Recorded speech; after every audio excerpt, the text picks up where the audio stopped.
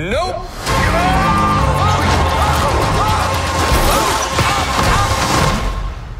I can't die. I'm never gonna die.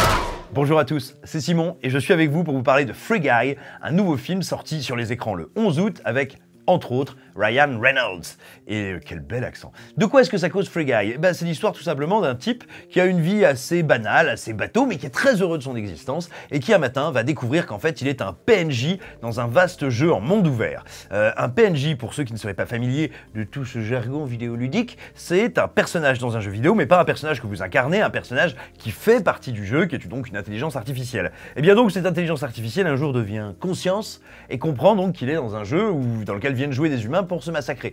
Un jeu qui serait, on va dire, à mi-chemin entre un monde ouvert à la GTA où tout le monde s'éclate et cette nouvelle mode du FPS, enfin pas forcément que du FPS d'ailleurs, mais bref, cette nouvelle modalité de jeu qui est très à la mode en ce moment, qui est le Battle Royale. Alors, qu'est-ce que c'est-il qui se passe? Eh ben écoutez, au préalable, je vais vous dire, c'est un film que j'ai trouvé, à ma grande surprise, plutôt sympathique, même s'il a de gros défauts. Je vais d'abord aborder ce qui me pose problème avec le film, et ensuite on va terminer sur ce qui est plutôt réussi, plaisant, et ce qui peut-être vous donnera envie de le voir. Alors, c'est un film, il faut quand même, avant qu'on parle du réalisateur et des comédiens, il faut qu'on parle de ces deux scénaristes, qui sont Matt Lieberman et Zach Penn. Pourquoi? Parce que le premier, en fait, on s'en fiche un peu, il a bossé sur différents projets, en général plutôt familiaux, il a pas qu'on puisse une plume très identifiée, on va dire. Zach Penn, en revanche, c'est intéressant parce qu'il a fait des trucs très bien, des trucs très mauvais, mais il a œuvré dans les sous-bassements de la pop culture de manière assez importante parce qu'on le retrouve dans des grosses purges comme Elektra, on le retrouve du côté de Marvel, dans scénariste ou co-scénariste de plusieurs très gros Marvel, je pense notamment à Endgame ou tout simplement au premier Avengers, c'est-à-dire des trucs qui ont beaucoup marqué dans le Hollywood contemporain. Et puis c'était également le co-scénariste d'un certain Ready Player One. Et effectivement, c'est pas anodin parce que Free Guy, par bien des aspects, donne l'impression d'être un peu, j'ai envie de dire, un remake très pané de Ready Player One. Je sais que le film de Spielberg est assez discuté, qu'il a d'ardents défenseurs, des gens qui le détestent. Moi, je fais plutôt partie des gens qui trouvent le film passionnant. Et là, pour le coup, écoutez, dites-vous que si la vision de Ready Player One vous a semblé un peu réductrice, la vision, je veux dire, du divertissement vidéoludique, du jeu vidéo, dites-vous que si elle vous a semblé un petit peu réductrice, la vision de Free Guy, elle risque de vous rester vraiment en travers de la gorge, parce que moi, le sentiment que j'ai quand je vois le film, c'est qu'il est vraiment fait par des gens, soit qui ne comprennent pas grand-chose au jeu vidéo, soit qui profondément ne l'aiment pas beaucoup. Pourquoi je vous dis ça? Déjà, tout d'abord, il y a trop de proximité avec Ready Player One pour que ça ne m'agace pas.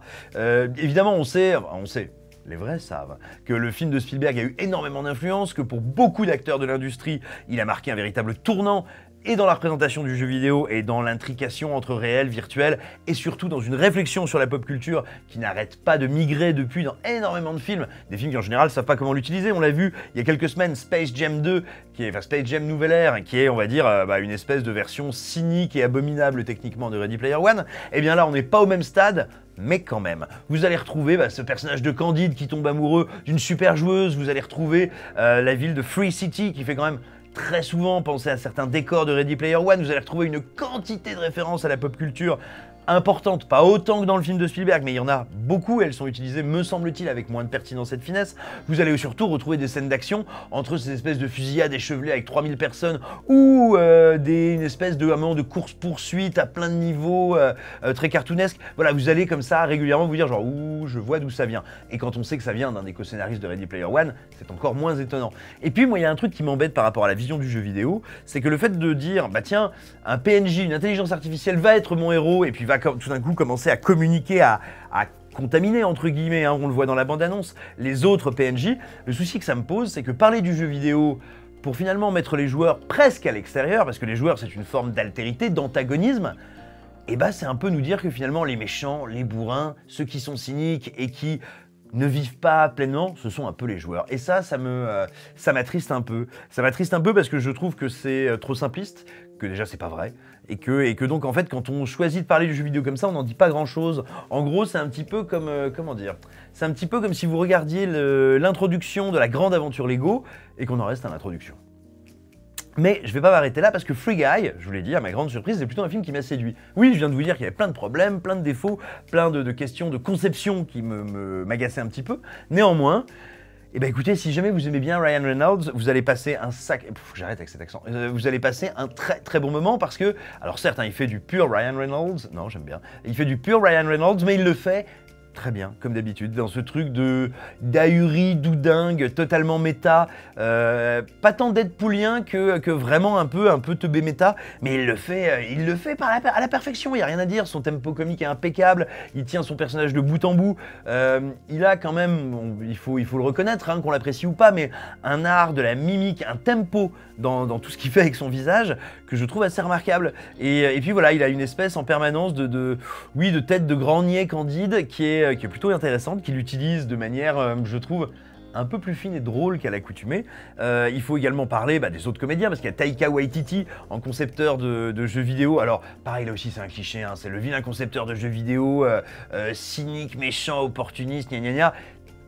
Il n'empêche, il est absolument parfaitement interprété. Waititi, on le sait, hein, quand il veut faire des trucs un petit peu délirants, un petit peu fous, entre le méta et le second degré, il peut être assez remarquable, comme d'habitude il l'est. Et puis il faut également citer Jodie Comer, qui a été découverte par une grande partie du public avec la série Killing Eve, qui sera prochainement dans The Last Duel de Ridley Scott. Eh bien Jodie Comer, elle montre encore une fois qu'elle a quand même une polyvalence assez incroyable, parce que sur le papier son rôle est pas passionnant, sur le papier c'est même, j'ai envie de dire, un rôle très fonctionnel, très programmatique, très mécanique, et il n'empêche, elle arrive à donner à ce personnage de joueuse qui va être passionnée, séduite, va toucher véritablement par un PNJ, elle arrive à lui donner du caractère, un côté extrêmement ludique, très marrant, très joueuse, et elle arrive à l'incarner tout simplement. C'est pas dit, c'est pas évident, et elle est, mais un petit peu comme elle est souvent dans les rôles qu'on lui donne, c'est un personnage faussement lisse, et voilà, je trouve qu'elle arrive à faire ça très très bien. Et puis maintenant il faut dire un mot du réalisateur. Le réalisateur c'est Shawn Levy. Alors Shawn Levy c'est un gros producteur, c'est un type suractif en matière de prod, c'est dément, pour vous dire, entre aujourd'hui et... là il a actuellement en pré-production ou annoncé je crois plus d'une 20aine de projets. À côté de ça c'est aussi un réalisateur, et c'est un réalisateur, alors il a fait des trucs très inégaux mais surtout très variés, c'est un type qui techniquement sait y faire, qui a l'habitude de raconter des histoires visuellement, et un de ses derniers longs métrages, il se trouve que c'était Real Steel avec Hugh Jackman, qui avait été assez apprécié, qui avait déjà un côté un peu geek à l'ancienne, qui fonctionnait pas mal, et puis voilà, beaucoup de gens avaient très très bien répondu au film. Et je retrouve dans Free Guy beaucoup de cette énergie, c'est-à-dire beaucoup du soin qu'il apporte à ses personnages. Il aime les caractériser, il les embrasse. Par exemple, voilà, ce personnage de Free Guy, ce faux employé de banque qui ne comprend rien, qui ne panne rien à ce qui lui arrive, qui est en toute chose d'une naïveté totale, il se fout jamais de sa gueule. Le personnage est drôle, nous, on voit bien ce qu'il y a d'amusant et d'absurde dans son comportement, mais le film ne se moque pas de lui. Et en général, jamais le film ne se moque de ses personnages, de ses situations, et puis il y a une recherche comique, moi je trouve, qui marche. J'ai très souvent été surpris, il y a plein de petites trouvailles. Alors si vous avez vu les dernières bandes annonces, et petits making-of et machin, vous avez dû voir, on va dire que le personnage de Ryan Reynolds est décliné de plusieurs manières physiquement dans le film. Et il y en a plusieurs qui sont très drôles, enfin moi qui m'ont vraiment pris à revers. Je vous les divulgage pas, et si vous n'avez pas vu toutes les bandes annonces, ne foncez surtout pas vous divulgacher ça, parce que vraiment je trouve que ça fait partie des jolies surprises de l'intrigue. Il y a énormément de petites choses comme ça où je me dis, mais en termes encore une fois de construction comique, d'avancée des gags, il y a de vraies bonnes idées. Il y en a même parfois des très surprenantes.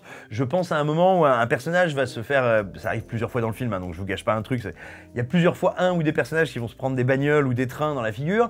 Et écoutez, il y a un moment où il y a quelqu'un qui se fait percuter. C'est un hommage à une des scènes les plus ridicules de l'histoire du cinéma, à une des scènes les plus Z de tous les temps jamais enregistrées sur pellicule. C'est le carambolage, l'accident de voiture, de rencontre avec Joe Black, dont on attendait enfin que quelqu'un se saisisse pour nous faire encore plus rire que dans le film original. Et c'est fait. Bref, il y a plein de petites trouvailles comiques, qu'elles soient des références, qu'elles soient en hommage à la pop culture, qu'elles soient geeks ou pas, qu'elles soient tout simplement du slapstick, du burlesque. Et véritablement, écoutez, à mon corps défendant, je dois bien le dire, le film m'a fait marrer.